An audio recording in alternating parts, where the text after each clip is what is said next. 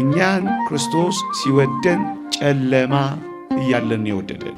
እቺ ትንሿ ቤተክርስቲያን ወይም እቺ ቤተሰብ ልክ ቤተክርስቲያን እንደተመሰረተችው ነው የተመሰረተችው። ክርስቶስ ቤተክርስቲያንን ወደዳትና ሞተላት። ምን ደም ግባት ነበረን ክርስቶስ ሲወደን። ምን የሚማርክ ውበት ነበረን ክርስቶስ ያፈቅረን።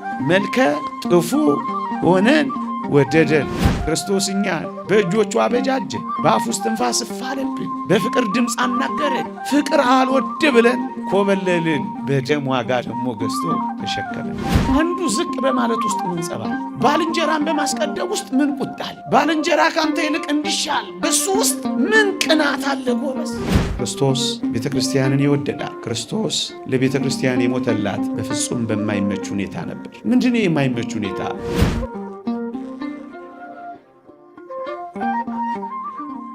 ምእመናንና ምእመናት በልዑል እግዚአብሔር ስም እንደምናመሻችው በቤትህ ላለች ቤተ ክርስቲያን ሰላምታ አቀርብልኝ ይለዋል። በክርስቲያኖች ቤት ቤተ ክርስቲያን አለች።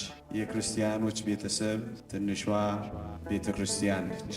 ይህንን ትምህርት ምናልባት ብዙዎቻችን አይመለከተንም እንዳንል እፈራለሁ። ምክንያቱም ሁላችንም ከቤተሰብን የተገኘ ነው። እግዚአብሔር ቢፈቅድ ቤተሰብ ነው የምንመሰርተው። ስለዚህ ብንመሰርትም ባንመሰርትም በጥልቀት ሁላችንም እንደ ቤተ ክርስቲያን ልጅነት፣ እንደ ማህበረሰብ ተሳታፊነት በዚህ ክፍለ ትምህርት አታውቁትም ብዬ ሳይሆን ጥቂት ማስታወሻዎችን ላሰማችሁ ፈልጌ። እግዚአብሔር ለሰው ልጆች የሰጠው ቤተሰብ ልክ እንደዚሁን የተመሰረተው አዳምን አስታውሳችሁ። አዳም ከጎኑ አጥንት ነው ቤተሰብ ትሆነው ዘንድ ሔዋንን የሰጠው። አዳም ጨርሶ የሞት ያክል እንቅልፍ አልተኛ። ደግሞ አለው ጨርሶ የሞት ያክል እንቅልፍ አልተኛ ከጎኑ ሔዋንን ሲሰጠው። ደግሞም ንቅት አላለም። ሊቃውንት እንደሚያስተምሩት ማዕከለ ነቂ ወነዋም ይላሉ። በመተኛትና በማንቀላፋት መካከል ነበር አዳም። ያኔ ነው ከጎኑ ቤተሰብን የትዳር አጋርን ይሰጡ። ልክ ክርስቶስ በሥጋ ሞቶ በመለኮቱ ሕያው እንደሆነው አዳምም በማንቀላፋትና በመተኛት መካከል ሆኖ ነው ቤተሰብን ያገኘው። ለምን ይመስላችኋል? እግዚአብሔር አዳምን እጅግም ያላነቃው እጅግም ያላስተኛው በሁለቱ መካከል አድርጎ ከጎኑ አጥንት አውጥቶ ቤተሰብ ይሰጠው። ሊቃውንተ ቤተ ክርስቲያን በዚህ ጉዳይ ላይ አስገራሚ ጥቆማ ይሰጡናል። እንዲህ ይላሉ። አዳም እንደ ነቃ እግዚአብሔር ከጎኑ አጥንትን ቢያወጣ አዳም ነቅቷልና የሕመሜ ምክንያት ናት እያለ ሕመሜ እያለ እንዳይጮህባት እጅግም አላነቃውም ይላሉ። ደግሞ በጣም አላስተኛው።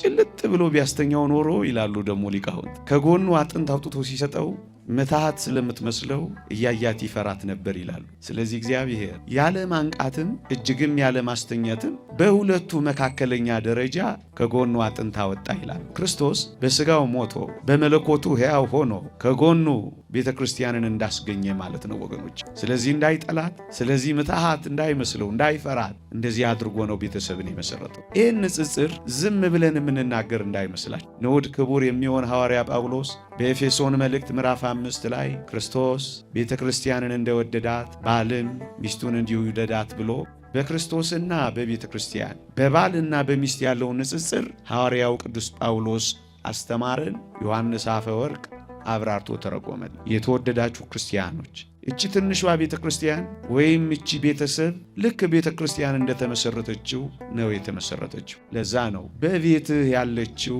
ቤተ ክርስቲያን ሊል የቻለው ይላል ዮሐንስ አፈወርቅ። ክርስቶስ ቤተ ክርስቲያንን ወዷት ምን አደረገላት? ባጭር ቃል ክርስቶስ ቤተ ክርስቲያንን እንደወደዳት ይልና መልሱን እኛ እንመልሰው። ባጭር ቃል ክርስቶስ ቤተ ክርስቲያንን ወደዳትና ሞተላት። ለዚህ ነው ቅዱስ ጳውሎስ ባልም ሚስቱን ይውደዳት ሲል በውስጡ ሞትላት የሚል አስደናቂ ድምፅ አለ። ክርስቲያኖች ትንሿ ቤተ ክርስቲያን በቤታችን ያለችው መሰረቷ ፍቅር ነው። የቤተ ክርስቲያን መሰረት የክርስቶስ ፍቅር እንደሆነ የዚች የትንሿ ቤተ ክርስቲያን በየቤታችን ያለችው ደግሞም ነገ የምትመሰርቷት ወጣቶች መሰረቷ ፍቅር ነው። ለዚህ ነው ክርስቶስና ቤተ ክርስቲያን ባልና ሚስት አድርጎ ቅዱስ ጳውሎስ ያቀረበው። ክርስቶስ ማንን ነበር የወደደው? ይሄ ደግሞ በጣም አስፈላጊው ነጥብ እዩ።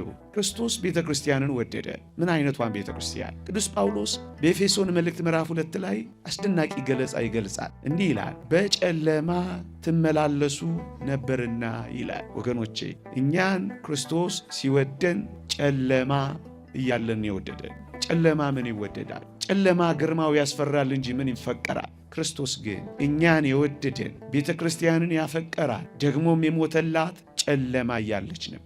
የብርሃን ሥራ ጽድቅ ትታ በኃጢአት እየኖረች ነበር ክርስቶስ ያፈቀራል። ባጭር ቃል ቅዱስ ዮሐንስ አፈወርቅ ይህን ሲገልጽ ጨለማ የሚለውን ሲተረጉም መልከ ጥፉ እያለን ወደደን ይላል። አዎ ምን ደም ግባት ነበረን ክርስቶስ ሲወደን፣ ምን የሚማርክ ውበት ነበረን ክርስቶስ ያፈቅረን። መልከ ጥፉ ሆነን ወደደን። ሁለተኛ መልከ ጥፉ ብቻ ብንሆን እሰየው። በጣም የሚደንቃችሁ ግን ምግባራችን እንዳይደግፈን በመልከ ጥፉነታችን ላይ ምግባረ ክፉ መሆነን ተገኘ። ቅዱስ ዮሐንስ አፈወርቅ ይህን ሲያብራራ በምቀኝነት ትመላለሱ ነበርና የሚለውን የቅዱስ ጳውሎስን ቃል ያመጣል። አያችሁ፣ መልከ ጥፉ ብቻ አልነበረችም፣ ምግባረ ክፉም ነበረች። ስለዚህ ክርስቶስ የወደዳት፣ ክርስቶስ የሞተላት ምግባረ ክፉዋን መልከ ጥፉዋን። ሦስተኛውና በጣም የሚደንቀው ፊቷን የሰጠችውን ደግሞም ከኋላው የተከተለችውን አልለቅህም ብላ የያዘችውን አይደለም ክርስቶስ የሞተላት። እናስ ጀርባዋን የሰጠችውን ከሱ የኮበለለችውን በጣዖታትና በርኩሰት ማመንዘር በየተራሮቹ የተደፋችውን እሷን ነው ጀርባዋን የሰጠችውን የወደዳት። ነቢዩ ሆሴ ጋር ልውሰዳችሁ። ጎሜር የተባለች ሚስት እንዲያገባ ታዘዘ። አገባ። መጣች፣ ወለደች፣ ከበደች። ከዛዝ ምሳሌያዊ ትምህርት ጥላው ኮበለለች ነቢዩ ሆሴ። ከዚያ የእግዚአብሔር ድምፅ መጣ። ምን የሚለው? ሂድ ኮብላዋን ጀርባዋን የሰጠችህን ካንተ የኮበለለችውን በየተራራው በማመንዘር የምትኖረውን ገዝተህ አምጣት አለው እና ነቢዩም እንዲህ ይላል ትንቢተ ሆሴዕ ምዕራፍ 3 በ3 ስቅ መስፈሪያ ተኩል ገብስ ገዛኋት ይላል። መጀመሪያ ወደዳት፣ ወደደችው፣ ኮበለለች፣ ጥላው ሄደች፣ ገዝቶ አመጣት። ልክ እንደዚሁ ክርስቶስ እኛን በእጆቹ አበጃጀ፣ በአፉ ውስጥ ትንፋስ እፍ አለብን፣ በፍቅር ድምፅ አናገረን። ፍቅር አልወድ ብለን ኮበለልን፣ በደም ዋጋ ደግሞ ገዝቶ ተሸከመን። ጀርባዋን የሰጠችውን የወደደው ያልኳችሁ ለዚህ። እናም ወደዚህ ደግሞ ወደ እኛ ቤት እንምጣ። እንዲህ ይላል ክርስቶስ ቤተ ክርስቲያንን እንደወደዳት፣ ባሎች ሆይ ሚስቶቻችሁን ውደዱ ሲል ምን ማለት? በእርግጠኝነት እኛ ባሎች ጀርባዋን የሰጠችንን አይደለም ያገባ ነው ወይም የምናገባው ወይም የትዳር አጋር መርጠን የምንወስደው ወይም ቤተሰብ የምንመሰርተው ጀርባዋን የሰጠችንን አይደለም፣ ፊቷን የሰጠችንን፣ እናትና አባቷን ትታ የመጣችው፣ አብራ የተከተለችንን፣ ከኋላ የተንከራተተችው፣ እጆቿ እስኪጠበስ ድረስ ለእኛ የምትተጋው፣ ከእኛ ጋር አብራ የምትጠበሰውን እሷን ነው ሚስት አድርገን የወሰድነው። ታዲያ ክርስቶስ ጀርባዋን ለሰጠች፣ ከሱ ለኮበለለች፣ ፊቷን አይደለም ጀርባዋን፣ ሌላ ለወደደች፣ ሌላ ላፈቀረች፣ ሌላ ለተከተለች፣ ተከትሏት ካፈቀራት አንተ የትንሿ ቤተ ክርስቲያን ራስ ባል ሆይ ሚስትህንም እንደዚህ ውደዳት። ክርስቶስ ጀርባዋን ለሰጠችው ከሞተላት፣ ፊቷን ለሰጠች፣ አብራ ለተከተለች፣ ከአንተ ጋር በመንከራተት ለምትኖር ሙትላት ቢባል ምን ይደንቃል? ክርስቶስ እንደዛ ለሆነችው ከሞተላት፣ አንተ እንደዚህ ለሆነችው ብትሞትላት ምን ከባድ ትእዛዝ ታዘዝ። ለዚህ ነው ክርስቶስ ቤተ ክርስቲያንን ባል ሚስትን ትንሿ ቤተ ክርስቲያንን የመሰረትከው አንተ ባል ሆይ ምግባረ ክፉዋን መርጠህ እኮ አይደለም፣ ምግባረ መልካሟን በስነ ምግባር ያጌጠችውን በበጎ ትሩፋት ያሸበረቀችውን ለጽድቅ የምትመችህን እንቁረብ ብትላት እሺ የምትለውን እናስቀድስ ብትላት እሺ የምትለውን የታረመ መልካም ጸባይ ያላትን አይደለም እንደ የመረጥከው? ታዲያስ ምግባረ ክፉ ለሆነችው ከሞተላት ምግባረ መልካም ለሆነችው ክርስቶስ ለቤተ ክርስቲያን አንተ ደግሞ እንዲች ላለችው ሙትላት። ትንሿ ቤተ ክርስቲያን በፍቅር ትመሰረታለች። ደግሞስ ቢያንስ ከመልክ ከደም ግባት ደም ግባት ከውበት ውበት ጥቂት እንኳን አልመረጥንም። ምን እንዋሻለን? ታዲያ ክርስቶስ እንዲህ ላለችው ጨለማ ከሞተላት የትንሿ ቤተ ክርስቲያን ራስ ባል ሆይ ደመግቧል፣ መልከ መልካሟል፣ በጽድቅ ሥራ የምታበራዋል፣ በክርስቲያናዊ ሕይወት የምታንጸባርቀዋል እሷን ሞትላት። ክርስቶስ ለቤተ ክርስቲያን ትንሿ ቤተ ክርስቲያን ባል ለሚስቱ። ተወደዳችሁ ክርስቲያኖች ክርስቶስ ለቤተ ክርስቲያን ያልሰጠው ነገር የለም። ደግሞ አለው። ክርስቶስ ለወደዳት ለሞተላት ቤተ ክርስቲያን ምንም ያልሰጠው ነገር የለም። ራሱን ሰጣት፣ ሥጋውን ሰጥ፣ ደሙን ሰጣት። መኑ ዘሬ የመራዊ ዘይጠብ ሥጋው በጊዜ ከብካቡ። በሰርጉ ጊዜ ሥጋውን ቆርሶ የሚያበላ ደሙን አፍሶ የሚያረካ እንዲህ አይነቱ ሙሽራ ያየማን ነው ትላለች ቤተ ክርስቲያን በቅዳሴዋ። ራሱን ሰጣት። መጠወተ ርዕስ ልጅነትን ሰጣት። ላመኑት ሁሉ የእግዚአብሔር ልጆች የሆኑ ዘንድ ሥልጣንን ሰጣት። ባለስልጣን አደረገ። ምን ያልሰጠን ነገር አለ? መንግስቱን ሰጠ እንዴ! ድል ለነሳው በዙፋን እንዲቀመጥ አደርገዋለሁ አለ። የዙፋኑ ተሳታፊ አደረገ። እጅግ የሚደንቅ ነው። ከመለኮት ባህሪ ተካፋይ ተሆኑ ዘንድ አለን። ምን ይደንቃል ወገኖቼ! ጎርጎርዮስ ዘኑሲስ እንደተናገረው ስንደርስበት ብቻ የምናውቀው ታላቅ ጸጋ ደግሞ አዘጋጅቶልናል። አሁን ቃላት የማይናገሩት፣ አሁን ቅኔ የማይበቃው፣ አሁን ስብከት የማይገልጠው፣ አሁን መዝሙር የማይችለው፣ አሁን ባለ ቅኔ የማይጨርሰው ስንደርስበት ብቻ የምናውቀው ሕይወት ሰጠን። ጎርጎርዮስ ዘኑሲስ እንደተናገረው ታዲያ ክርስቶስ ለቤተ ክርስቲያን ይህንን ሁሉ ከሰጠ፣ ክርስቶስ ለቤተ ክርስቲያን እንዲህ ከሰጠ፣ የትንሿ ቤተ ክርስቲያን ራስ ባለ ሚስቱን ይውደዳት የተባለውን አንስቼ ነው። ሁሉን ነገር ስጣት ነው የሚለው፣ አትሰስትባት ነው የሚለው። ፍቅር አይሰስት። ፍቅር እኔን ይድላኝ አይልም። ፍቅር ለራሱ አያስብም። ፍቅር ከራሱ ይወጣል። ፍቅር ወደ ሌሎች ይገሰግሳል። ፍቅር ስለሚቀበለው ግድ አይለውም። ፍቅር መስጠት ነው እና ሁሉን ነገር ይሰጣል። ክርስቶስ ለቤተ ክርስቲያን የነፈጋት፣ የደበቃት፣ የከለከላት ምንም ነገር እንደሌለ ትንሿ ቤተ ክርስቲያንም የምትሰጣት ናት። የተወደዳችሁ ክርስቲያኖች እንዲህ ተብሎ እኮ ተጽፏል። በትንሿ ቤተ ክርስቲያን ውስጥ ክርስቶስ ቤተ ክርስቲያንን ባል ሚስትን ባለው አንቀጽ ባልም ለሚስቱ የማይሰጣት ነገር እንደሌለ ተምረናል። እንዲህ ይላል የእግዚአብሔር ቃል፣ ባል በገዛ ሥጋው ላይ ስልጣን የለውም፣ ስልጣን ለሚስት ነው እንጂ።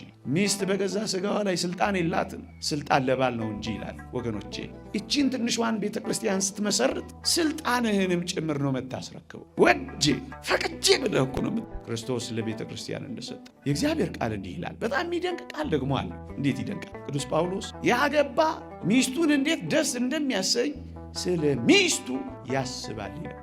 ጊዜህን ብቻ እንዳይመስልህ ሐሳብህም ጭምር ለሚስት ይሆናል። ትንሿ ቤተ ክርስቲያን ሐሳቧ ክርስቶስ እንደሆነ ቤትህም ሐሳቧ ለሚስት ይሆናል። እግዚአብሔር ያሳይህ፣ ልዑል ያመልክትህ እንዴት እንዳትል ስለ ሚስቱ ያስባል ይላል። ስለ ኳስ አይልም፣ ስለ ፊልም አይልም፣ ስለ ፖለቲካ አይልም፣ ስለ ልጆች አይልም። ቅድሚያውን የምትወስደው ወጣቶች ለነጋችሁም ቢሆን ስሙ። ያላገባ ግን እግዚአብሔርን እንዴት ደስ እንደሚያሰኝ ስለ እግዚአብሔር ያስባል ይላል ቅዱስ ዮሐንስ አፈወርቅ። ሚስትህ ካንተ የምትፈልገው ጊዜህን ብቻ ነው። ጊዜህን የምትፈልገው ደግሞ በጣም ስለምትወድህ ነው ይላል። ጊዜዋን በቢራ ቤት፣ ጊዜዋን በግሮሰሪ፣ ጊዜዋን በወላጆችህ፣ ጊዜዋን በጓደኞችህ፣ ጊዜዋን በቴሌቪዥን ቻናሎች አትተካባት። ስለምትወድህ ነው። የእናንተን አላውቅ። ሚስቶቻችን የሚፈልጉት ከኛ ጊዜያችንን ብቻ ስለሚወዱ ነው። ታዲያ ገንዘብን መደበቅ ምን ይባላል? የኔ መባባል አለው የለው? ከራስህ እንዴት ትደብቃለህ? ሥጋ ከሆነች ከተዋሃደች ሥጋውን ሊደብቀው ይችላል?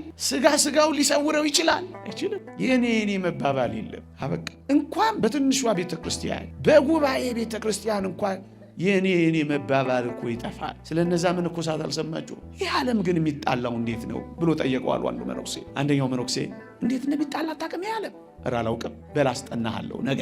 እንዴት? አሁን ይሄ ዳዊት ያንተ ነው አይደል? አዎ ስጠኝ አለው። ሰጠው። ያንተ ነው፣ እኔ ወስጄዋለሁ። ጠዋት ቅዳሴ በፊት ኪዳን ላይ ስንገናኝ አለው ይሄ ዳዊት እኮ የኔ ነው ትላለህ አለ። እኔ ደግሞ ቆጣ ብዬ የኔ ነው እልሃለሁ አለ። አይደለም የኔ ነው ትልና እንቅ ታደርገኛለህ። ከዛ እንጣላለን። እያለማመደው ሬርስ እያርጎ እኮ ነው ዓለሙ እንዴት እንደሚጣላ ተግባራዊ ልምምድ ሊያሳየው። በነጋታው ከቅዳሴ በፊት ተገናኙ። ልክ አስጠኘው እንዳስለመደው ዳዊቱን ሲያይ የዳዊቱ ባለቤት ይሄ ዳዊት እኮ የኔ ነው አለው። ያኛው ድራማውን በደንብ እየሰራ ነው። ዞር በል ከመቼ ወዲህ ነው ያንተ የሆነው? የኔ ነው አለው። ያኛው እውነትም ተበሳጨ። ድራማው ቀጠለ። እንቅ አደረገውና የኔ ነው ብሎ ወደ መጣላት ጫፍ ቀረቡ። ያኛው አስጠኘው ምን እንዳለ ታውቃላችሁ? ድንገት ብሎ ያንተ ነው? አዎ በሉ ሰደው አላ። ለመጣላት ተቀጣጥረው መጣላት እንኳን የማይችሉ የፍቅር ሰዎች እኮ ናቸው ክርስቶስ ያደረባቸው። አንዱ ዝቅ በማለት ውስጥ ምን ጸባል፣ ባልንጀራን በማስቀደም ውስጥ ምን ቁጣል፣ ባልንጀራ ካንተ ይልቅ እንዲሻል በሱ ውስጥ ምን ቅናት አለ ጎበስ። ጠብና ጦር ከወዴት ይመነጫሉ በዚህ ሕይወት ውስጥ? ቤትህም እንደዚህ ነው። ቤተ ክርስቲያን እንደዚህ ከሆነች አንተ ቤትም እንደዚህ ነው የሚሆነው። ክርስቶስ ለቤተ ክርስቲያን አትንፈጋት፣ አትከልክላት፣ አትደብቃት፣ እየሸጎጥ ወስደህ አትጣልባት። ጠረጴዛ ላይ አስቀምጠው፣ የልብህን አውራ፣ ግልጥልጥ በል፣ ተገላለጥ። ሶስተኛ ክርስቶስ ሰውነቱን ሳይከፍል ሰውነቱን አዋህዶ እንደ ሞተ መሰንጠቅ መከፈል መለያየት እንደሌለባት ቤተ ክርስቲያንም እንደማትከፈል ትንሿ ቤተ ክርስቲያንም ያንተ ቤትም ምንም አይከፍላት። ክርስቶስ ሰውነቱ ካልተከፈለ ክርስቶስ ተከፍሏልን እንዳለ ቅዱስ ጳውሎስ ቤተ ክርስቲያንም የክርስቶስ ናትና ከነገድም ከቋንቋም ከወገንም ዋጅተህ አንድ አድርጋታልና እሷም እንደማትከፈል ያንተ ቤትም ምንም እንዳይከፍላት እንዳትከፈል። ለዚህ ነው የእግዚአብሔር ቃል እግዚአብሔር አንድ ያደረገውን ማን ይለየዋል የሚለው አይለይም። ቅዱስ ጳውሎስ እንዲህ ይላል፣ በጣም አስደናቂ ቃል ይናገራል። እኛ ብዙዎች ስንሆን አንድ ነን። ስጋውን የበላ ነው ደሙን የጠጣ ነው ክርስቶስ በእኛ ውስጥ ይኖራል። እንዴት ይደንቅ! እኔም በእርሱ እኖራለሁ እሱም በእኔ ይኖራል አላ። ከክርስቶስ የተነሳ አንድ መንጋ ከአንድ እረኛ ጋር እንኖራለን። መሰማሪያችን አንድ፣ በሩ አንድ፣ እኛም አንድ። ትንሿ ቤተ ክርስቲያንም እንደዚህ አንዲት ናት። ከምን የተነሳ ወዳጆች? አንድ የሚያደርገን አንድ አልጋ ላይ ስለተኛን አይደለም። አንድ አልጋ ላይ የተኙ ብዙ አልጋ ላይ የተበተኑ ልቦች እንዳሉ እንሰማለን። አንድ ጋቢ ስለለበስ፣ አንድ ድፎ ዳቦ ቀድን ፎቶ ስለተነሳ፣ አንድ መኪና ላይ ስለተጫነን፣ አንድ ናቸው ተብሎ ስለተጨበጨበልን ከምን የተነሳ? ከአንዱ መንፈስ የተነሳ። ታዲያ እግዚአብሔር አንድ ያደረገውን ማን ይለየዋል የሚለው እኮ ነው። ማን ይለየዋል? ምን ስልጣን አለህ አንተ ለመለየት? እግዚአብሔር እንዳደረገውን ሰው አይለየው ሲል አንተንም ጭምር እኮ ነው፣ አንቺንም ጭምር ነው። ሰው አይለየው። እንዴት ይደንቃል! ስለዚህ እቺ ትንሿ ቤተ ክርስቲያን በትንሹም በትልቁ በሚረባው በማይረባው በሆነው ባልሆነው አትከፈል፣ አትለያይ፣ አትበጠስ። በሶስት የተገመደ አይበጠስም ያለው በሱ ነው፣ ክርስቶስ ስላለበት። የተወደዳችሁ ክርስቲያኖች እቺን ቤተሰብ የሚመሰርታት ቋንቋ አይደለም እግዚአብሔር፣ ብሔር አይደለም፣ ፍቅር። ታዲያ ፍቅርን ማን ሊያሸንፋት ይችላል? ነገሬን ለመጠቅለል ሰዓት እንዳልፈጅ ሌላ ሰፊ ልዩ የእግዚአብሔር ቃል ደግሞ አለ። እኔ ጊዜው እንዳላባክ ለማስታወስ ያክል ክርስቶስ ቤተ ክርስቲያንን ይወደዳል። ክርስቶስ ለቤተ ክርስቲያን የሞተላት በፍጹም በማይመች ሁኔታ ነበር። ምንድነው የማይመች ሁኔታ? መስቀል ምን ይመቻል? መስቀል ይመቻል። ሳዶር፣ አላዶር፣ ዳና፣ ታዴራ፣ ሮዳስ የተባሉ ችንካሮች ምን ይመቻል? ጅራፍ ምን ይመቻል? መራራ ሐሞት መጠጣት ምን ይመቻል? እርጥብ መስቀል መሸከም ምን ይመቻል? የሾህ አክሊል መድፋት ምን ይመቻል? በማይመቹ ሁኔታዎች ጭምር አፈቀራ። ፍቅር አይለወጥም። ፍቅር ሁኔታዎችና ቦታዎች አይቀይሩት። ፍቅር ለዘወትር አይወድቅም ይላል ቅዱስ ጳውሎስ። እንደውም አስደናቂ ቃል ላንሳላችሁ። ሶሎሞን የተናገረው ብዙ ውሃ ፍቅርን ያጠፋት ዘንድ አይችልም። ረሃብ ነው አይችልም። ምኑ ያድገን ፍቅሮ ለክርስቶስ? ረሃብ ነው አይችልም። ስደት ነው አይችልም። ሰይፍ ነው አይችልም። ታዲያ አንተን ቤተ ክርስቲያን ረሃብ ይፈታታል። ስትራብ ትተዋለህ፣ ጥላት ትጠፋለህ፣ ልጆችህን ትበትናለህ፣ ስትከስር እነሱንም ታከስራቸዋለህ። ፍቅርን ያጠፋት ዘንድ ብዙ ውሃ አይችልም። የፍቅርን እሳት የሚንቀለቀለውን የሚያጠፋ ውሃ ምድር ላይ የለም። መከራም ቢሆን ክርስቶስ በማይመቹ ሁኔታዎች እንደወደደ በዚህ ዘመን ቤተሰቦች ሆይ፣ በተለይ የትንሿ ቤተ ክርስቲያን ራስ ባል ሆይ፣ ባይመችም በማይመቹ ሁኔታዎች ውደዳት። አብርሃምና ሳራን እንዳትረሳቸው። 3 ጊዜ ድንኳናቸውን እየነቀሉ ድንኳናቸውን እየተከሉ ተንከራተዋል። በረሃብ ምክንያት ተራባ፣ ተጠማ። እንደዚህ ያደረጉ የሚኖሩ ብዙዎች አሉ። በድንኳን የኖሩት ተከራያ፣ ዕጣ ንጣ። ታዲያስ የእግዚአብሔር ቤተ ክርስቲያን ትንሿ ቤተ ክርስቲያን እንዴት ትፈርሳለች? እንዴት ትተዋለች? እንዴት ችላ ትባላለች? በጣም የሚደንቅ ነገር። ሳራን ትንሽና ድንቃትና እናብቃ። እኔ በጣም ትደንቀኛለች። ደም ግባቷንና ውበቷን አቤሜሌክ የሚባለው ንጉሥ አየና ቤተ መንግሥት እንድትገባ ጥያቄ ቀረበላት። ወደዳት። ቤተ መንግሥት ግቢ አላት። እሷ የምትኖረው የት ነው? ከአብርሃም ጋር በድንኳን። ምን ይመቻል ድንኳን? እንጃ። አሁን ያላችሁ እንደዚህ ኑሩ ብትባሉ ትኖሩ። ቤተ መንግሥት እንድትገባ የንጉሡ አገልጋዮች መጡና ሰበኳት። በዚህ ዘመን ቋንቋ እርትታሏት ነው የምትሉት። ሙቂ፣ ድመቂ፣ አጊጪ፣ ተኳይ እያሉ ሰበኳት። በዚህ ዘመን እንደሚሰብኳቸው አንዳንዶች። አቤት ፀጉርሽ ወርዶ ይጠቀለላል። እሱ ነገር ግን ድሮ ነው መሰለኝ። እኔ የድሮ ሰው ስለሆንኩ ነው። የዛሬውን የዚህ የቻቱንና የዋትሳፑን አላውቀውም፣ የፌስቡኩን አላውቀውም። በድሮ እናንተ ተርጉሙልኝ። መጡና ሙቂ፣ ድመቂ፣ አጊጪ፣ ተኳይ፣ ቤተ መንግሥት ግቢ እያሉ ሰበኳት። ምንቅር ብላ ሄደች እንዳይመስላችሁ። አቤት ዛሬ ጃኩዚ ሲያዩ የሞቀ ትዳራቸውን የሚተዋሉ። ጃኩዚው እንደ ትዳር እንደ ሞቀው ቤት የሚሞቅ እንዳይመስልሽ። ምናልባት ይቅርታ ሁሉም አይደለም ሊያቃጥል ከቻለ አላውቅም። ብዙዎች ተውበው ገብተው ቤተ መንግሥት አይነት ኑሮ ፍለጋ ማዲያት አውጥተው እንደወጡ ግን አውቃለሁ። ስቀው ገብተው እያለቀሱ እንደወጡ አውቃለሁ። አጋቡኝ ብለው ወጥተው ሽማግሌ እግር ስተደፍተው አፋቱኝ እንዳሉ ግን እንሰማለን። አንዳንዶች ምንድነው ይሄ ፍርድ ቤቱ ሁሉ ፍቺ በወር 3000 ምንትስ ጆሮን ጥው የሚያደርግ ስላልተማረን ይሆን? ከዚህ ውስጥ ምን ያህል ኦርቶዶክሳዊ ይኖር ይሆን? ረሃብ ነው። ሳራዬ ኦፈር ቀረበላት፣ ግቢ ቤተ መንግሥት ተባለች። ምን እንዳለች ልንገራችሁ። ገድለ ሳራን አንብቡት። በጣም አስደናቂ ቃል ትናገራለች። እንዲህ አለች፣ ሙቂ ባሏት ፈንታ ልብሷን ተረተረች፣ አጊጪ ባሏት ፈንታ አመድ ነሰነሰች፣ ተኳይ ባሏት ፈንታ አለቀሰች። ልቧ ያለው ጆጆ ሽማግሌ ታላቁ የእግዚአብሔር ሰው አብርሃም ጋርና ድንኳኗ ውስጥ ነው። ብትራብም የመረጠችው ፍቅር ነው። አበቃ። ድንኳኗ እንደዚህ ነው የምትኖረው። ረሃብ አያስበረግጋትም። ከዚህ ዘመን የበለጠ ረሃብና ጭንቀት በሚመጡት ዘመናት በክፋት እየባሰ ሊሄድ ይችላል። ይህ ዓለም አደራችሁ ትንሿን ቤተ ክርስቲያን ታፍርሷል። ይቆየን።